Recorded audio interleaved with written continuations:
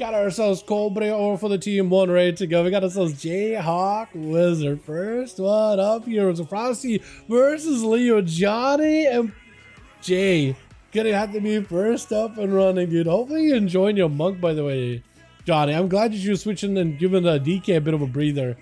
I think it's healthy. I think it's good. Until they fix Frost DK, I think it's very, very good. Got himself a big incap.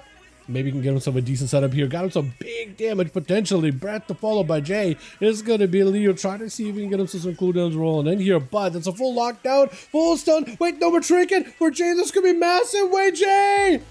No, not quite. He doesn't get the frost bomb burst fast enough. The karma reversed the damage back to Jay. Maybe looking potentially using a block here, but just trying to use mobility to escape a lot of the 11 rolls damage here, man, as much as possible. Is going to get himself a big group position. Monk is under a bit of pressure, does get himself a massive port, and Jay looking to get himself way over there to the guy as quickly as possible. Got himself those instant cast procs too, which is massive. Brett to follow him with the frost bomb right after. Got himself a big combo. Maybe this would be enough. Big shatters. Oh, the stun into frostfire bolts, man. How do you beat that? Problem is you can't. That's the problem. Arator going to be up next. Immediately getting hit with a freeze. That's going to be a frost bomb on him with a knockdown right after. Not in a great spot. Rushing over to catch up to Jay as soon as possible. Shield of Vengeance is keeping him nice and healthy. That is going to be right for us to slow down a lot of that walking, though, with a full immunity to magic damage, but might be in a bit of a rough spot right now. As Jay is going to catch himself a quick invis. That is a full reset for the both of them. As Jay gets a bit of a breather, can reposition, get on a good spot, right into all the stuns and combos and all that already. And for Arator, waiting his own sweet time as well. Blade's Edge, dude, still a lot of people don't enjoy Blade's Edge. They're still bored too, it's still busted, it doesn't work. Look at that bridge. I haven't seen this one in solos in such a long while too. I feel like the only map I get in solos is Carnage, which I'm, like, the more I play it, the less I like it. And Toveron, I get Toveron a ton too. I wish it was a bit more variety. Like, give me a Black Cold, give me a Tiger's Peak, right? Give me some of those. Lances out for Jay back to back, and Arator trying to see if he can just keep waddling towards Jay. He's just going to continue blasting him out with a bunch of damage. Hand of Freedom to follow. Ring of Frost right after. Does end up getting the freeze. This is where you go for a setup. Frost Bomb. Does have a knockback, sending the guy flying for a second here. Into a Ray of Frost, looking for the Shatter combos. The Shatter combos are just not connecting though. Arator got a decent bit of self-healing, but the Shatter combos are definitely not making a connection there at all. And the Dawn Light, if Arator can get more Dawn Light dots onto Jay, he's going to be in a great spot. That's all he's got to do is get a couple of those here and there. As Jay got himself a bit of that range, got himself maybe a block, possibly. Trying to go for a poly. You can go for a Snowdrift Stun. That is still a lot of raw dot damage you're taking. I don't know if you want to do that. Yeah, I think you block it. That's, look at that Dawn Light, dude. But that Jay was just like, all right, I got a decent setup. Maybe I can make some kind of a go. Oh, I don't mind my hold bar. With that Dawn Light, ain't looking that good. Brett to follow. Ooh, you can still make it happen. I think I just go in there at some point. But I think that poly might have been DR'd. I think that's why he didn't do it. Does get himself a nice little pop with a frost bomb, but he's gonna have to wait until that thing is back up and available. Greater invis for just a second, just to get away from Arator, as well as reduce some of the damage taken. Could be anywhere. I need to try to see if he can get himself some kind of a position here. He won't be able to go for Brett just yet, but a polymorph, yeah.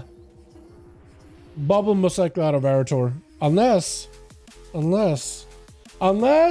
Shield of Vengeance, keeping him alive there just fine. He's okay. He's gonna live. He's gonna be able to survive it, at least for the time being. Does get a download onto Jay. Those downlights for the pally is exactly what you need. You need some healing. Bubble right after. That is gonna be still downlight burning through those shields and a held bar. Jay got him some movement while shift power is active. He's gonna be okay for a decent bit here. And the Arator trying to see if he can get himself a bit of a hopefully better position here, if at all possible.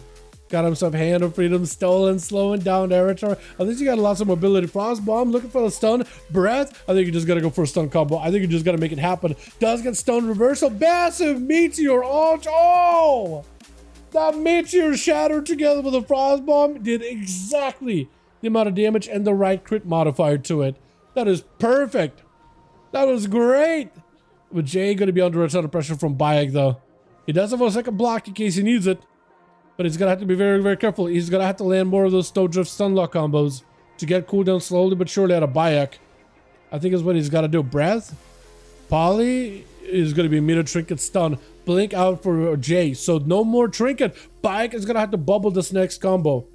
If Jay plays it correctly, Bayek will have to guarantee bubble this next combo. And Jay got himself blocked in case he at all needs it. He's still taking damage from around the pillar though. Does get a full freeze. I think you just have to have a go now. Breath, stun, meteor, everything. You just try to see if you can get a trinket or something out of the guy. No, can't get trinket, bubble maybe. It is going to be spell warden. With Jay trying to see if he can back up out of there. Does get himself a reposition at the very least. For Bayek, that is one less immunity gone. Still bubble is available. Blink is still up for the Hodge, so he's okay. Shields are still holding on strong. Barely, but they are holding on strong. Try to go for a poly. Maybe looking for a block here. Yeah, might not be the worst idea, honestly. Might not be the worst. But it's true. I've literally never got Blade's Edge in any of my arena games. It's been a while, man, since I've seen Blade's Edge. I used to get in season 1, but I think ever since it kind of broke the map. There's also a lot of players that complain about this map because it has been buggy for many. Not for me. I don't know what bugs players have experienced, but apparently back in season 1, players really hated that map. Really didn't like it. I would see tweets about it all the time, constantly, to ban Blade's Edge. So I think they'll listen to the community. It's like, all right, we're just gonna clear it out. Bayek does need a couple more hammer throws there to finish it off, but he does end up getting it. As long as Bayek holding on to a bubble and not letting Jay get the bubble for any reason whatsoever, he's in a good spot. Like, he literally has that like advantage at all times, so Jay never can really fully commit, right? So he's always gonna be in like losing situation unless he can get a bubble out of the guy. Kedem just going for the big volleys. Bayek can't do anything. He's getting hit with a chimeric poison. Can't even approach Kedem whatsoever. What is this slow he's got going on the guy? What is this slow? That was like an 80% slow. What is? There's no way that's concussive shot, right? Because what is that? Bayek is just dead unless he bubbles. He has to bubble. He has to bubble and just try to see if he can potentially get a go versus Kedem. He just got to make sure that Dawnlight is on the guy. Stun lock him, make sure the Dawnlight is on him for as long as possible. All you gotta do is also avoid these traps if you can. Not gonna be easy. Rapid fire around the corner for Kedem. Does he have a volley? If he does, this is gonna be massive. Botting shot? Does Bayek get tethered? No.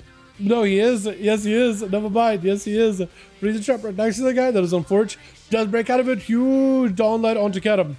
This is a little more damage. Volley while he's behind the pillar. Can't stop him. One more hit. Both of them need one more hit. Wall out for Kedem. Needs one more shot. Aim shot. It might be it. Oh, this is one more. Turtle. It is one more. Bayek, how are you alive? Sitting down for food. Freezing trap behind him. Don't move. You're okay. Is that Camo? That is Camo. Bayek is looking for the recovery. This is so close.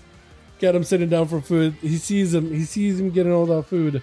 But he's also going to go for a reset as well. Both of them got the reset, and Bayek, I think, is the one who really needed that reset. Shield evidence going back up. No bubble, no bop. Maybe a lay on hands can be used here. He's going to pick up the eye. No, he actually decides against it.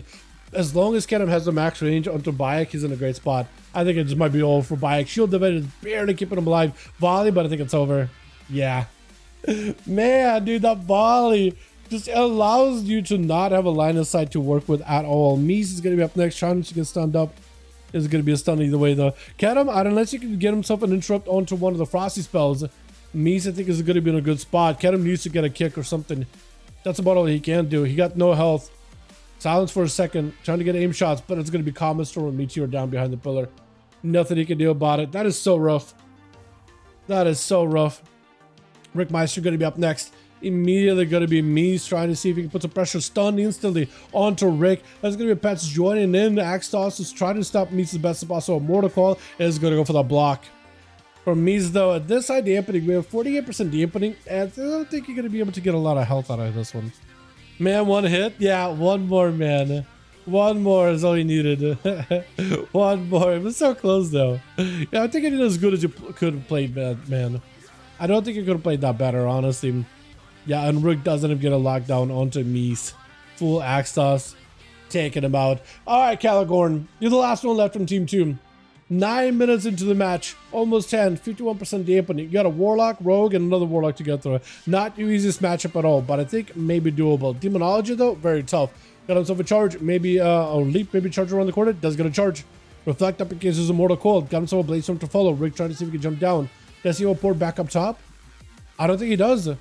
He does not. He has a portal on this side, but not up top. So Spear does actually connect with Rick, but it doesn't pull him in. Huh? It look there was definitely a tether chain between Rick and the Spear, but it just didn't yoink him in. Did it like port it as he got hit or something, or is it just like a visual glitch? Might be just a visual thing, honestly. Stone onto Rick, got him to reflect for a second. Tyrant is coming out, trying to see if he can take it. Oh, no, just sees one good hit. Does take it with Cobra, gonna be up next. I feel like if it was a rogue or the other guy gave him like an honor duel, maybe there would be some way for Calgorn to win. I don't know if he can win against Cobra. He is a Diabolist, so he's not a Hellcaller. He doesn't have that insta-cast dot. But he does have Mortal Coil. And an Infernal. And an Succubus. And insta-cast. And a Trinket. I just don't know how Calgorn can win this. Yeah, I kind of expected something like that. That is not easy. As much as I wanted for Calgorn to get some kind of a victory out of it, it's just, I don't think there's a way. Sometimes when there's a will, but there's just the game says no.